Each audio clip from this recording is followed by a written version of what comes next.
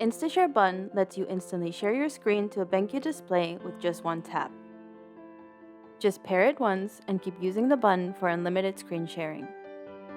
To do this, plug the Wi-Fi adapter into the dedicated USB port on the side of the display.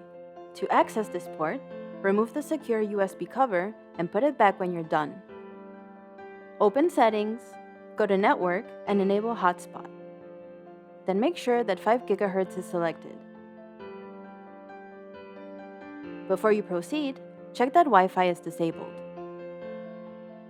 Next, plug the InstaShare button into the display. For RPO2 interactive displays and the VCO1A video bar, use the provided USB adapter and connect it to the USB-A port. This will automatically launch the setup window. Click OK to continue. You can then specify a name for the button. Once setup is complete, the light on the InstaShare button will turn blue, meaning it's ready for use. Plug it into your laptop, wait for the green light to stop blinking, and then press the button to start sharing.